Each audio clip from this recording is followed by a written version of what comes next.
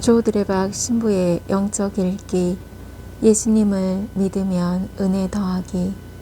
한 자매님께서 남편이 세례받도록 무던히도 애를 썼습니다. 왜냐하면 자매님의 소원이 남편을 세례받게 하는 것이었기 때문입니다.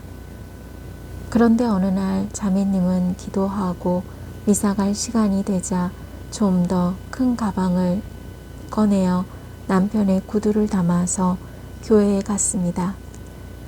그리고 미사에 참례하면서 내내 혼자 주님, 제 남편의 구두가 먼저 당신 앞에 나왔습니다. 이제 다음 차례는 누구인지 아시죠? 하는데 웃음이 나오더랍니다.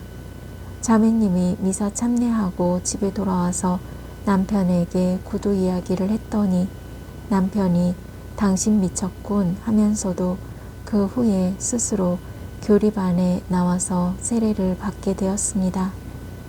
나중에 남편에게 그때 어떻게 나를 따라서 교회에 나올 생각을 했느냐고 물었더니 그렇게 바라는 당신의 소원을 외면하면 인간의 도리가 아닐 것 같다 라는 생각이 들었답니다.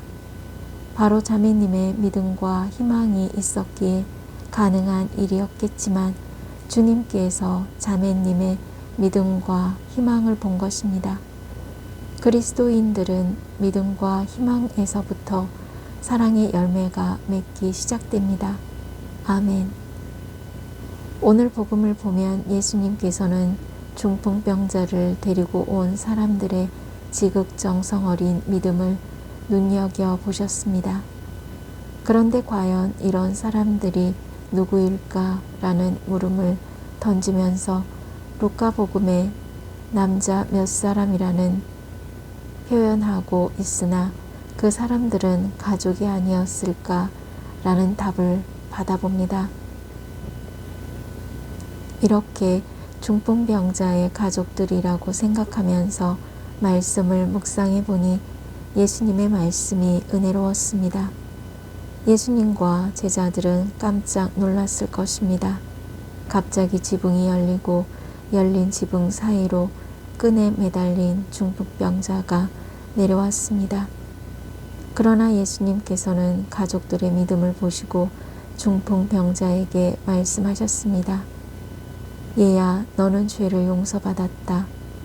왜냐하면 가족들은 중풍병자가 반드시 낫게 될 것이라는 믿음으로 병간호를 해왔고 신락 같은 희망을 품고 견디어 왔기 때문입니다.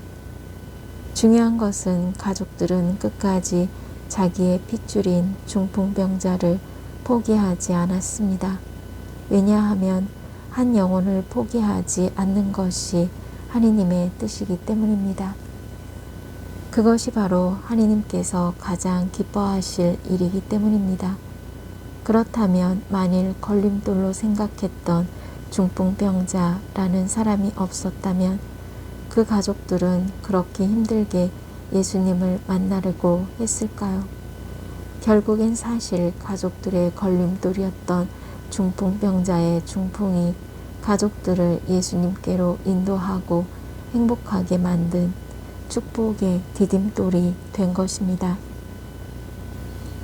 짧은 인생을 살아가면서 가장 보람된 일은 믿음과 희망으로 한 영혼을 구원하는 것이 사랑의 열매를 맺는 일이라는 것을 말입니다. 이런 일은 일찍이 본 적이 없다. 아멘.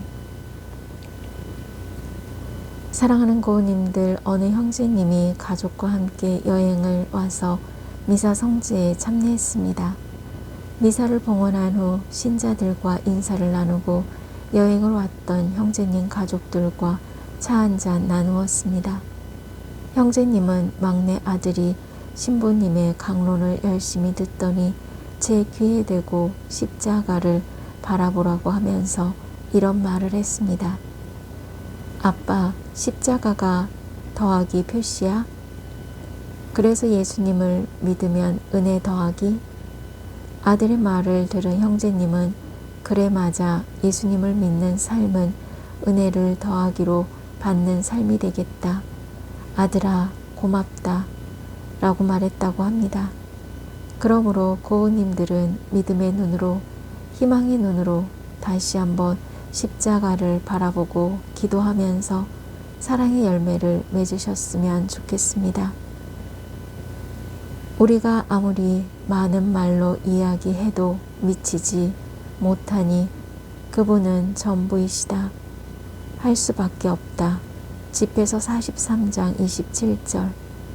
이제 고은님들은 십자가를 바라보면서 당신은 나의 전부입니다 라고 마음으로 기도하면서 하느님 덕분에 더하기로 은혜 받는 행복한 날을 살아가시기를 바랍니다.